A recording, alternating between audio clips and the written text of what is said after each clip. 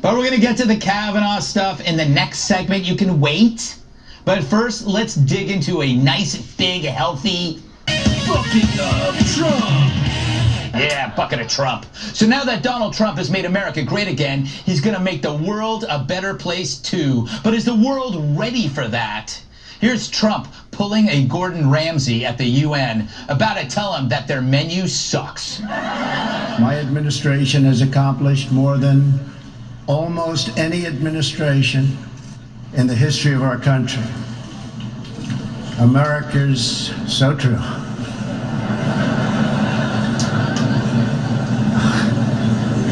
Didn't expect that reaction, but that's okay. Laugh if you must, you small, meaningless bureaucrats. What have you done lately besides boozing on our dime and chasing hookers? Love it or hate it, Trump's the leader of the free world, and he's ready to give the planet a little tough love. Germany will become totally dependent on Russian energy if it does not immediately change course. Moving forward, we are only going to give foreign aid to those who respect us. OPEC nations are, as usual, ripping off the rest of the world. And I don't like it. Nobody should like it. Nobody should like it. You know, he's like the American Santa. He's telling the world who's been naughty and nice, but everybody's naughty.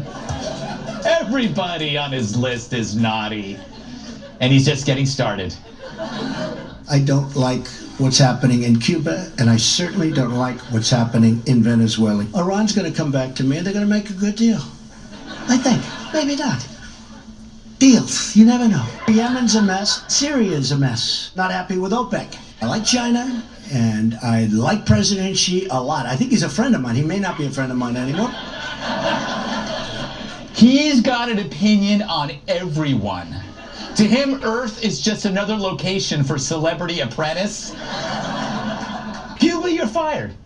And of course, there's that relationship with China. They flirt. They play hard to get. It's like a geopolitical version of Ross and Rachel from Friends.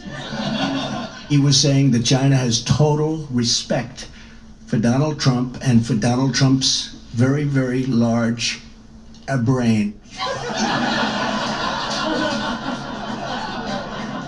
For a minute there, you thought it wasn't going to be brain. That pause he did was amazing. And who can forget the letter, the magnificent letters? He said this is actually a groundbreaking letter. This is a historic letter. He wrote me two of the most beautiful letters. I've received two letters from Chairman Kim. They're incredible letters. They're letters that are magnificent. That is some letter. I think what the letters was D and T. And boy, he gave it to the Kurds. Excuse me, you said where? From where? Rudal Media Network from Kurdistan region, north of Iraq. I'm a Kurd. Good. Good. Sir, great people. Thank you, sir. Great Mr. people. Mr. President, Thank you. Are you a Kurd? Mr. President. You a Kurd? I'm just going to ask that to everybody. And even Canada didn't get out without a kick in the cranberries. Did you reject a one-on-one meeting with the Canadian Prime Minister Justin Trudeau? Yeah, I did. Why? Because his tariffs are too high and he doesn't seem to want to move, and I've told him, forget about it. Forget about it. It's like he's talking to his plumber. And not an actual world leader. Canada. Anyway, so who's great now? You know who's great now? We're great now. That's right. Which is why he's now into changing the world. Like a real estate developer from Queens. He's done with one project, United States, and he's moving on to another. And get this, and this is really, really important. None of the stuff he's talking about involves military force. And shouldn't that be something that lefties embrace and love about this guy? Instead of flexing military muscle, he toys with the failing New York Times. Stand up, go ahead.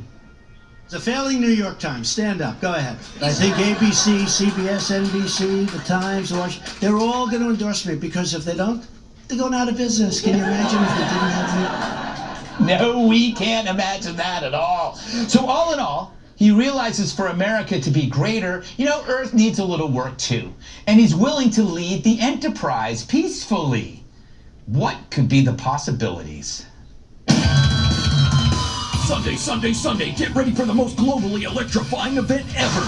It's the Trump versus the UN World Reboot Awesomization Extravaganza.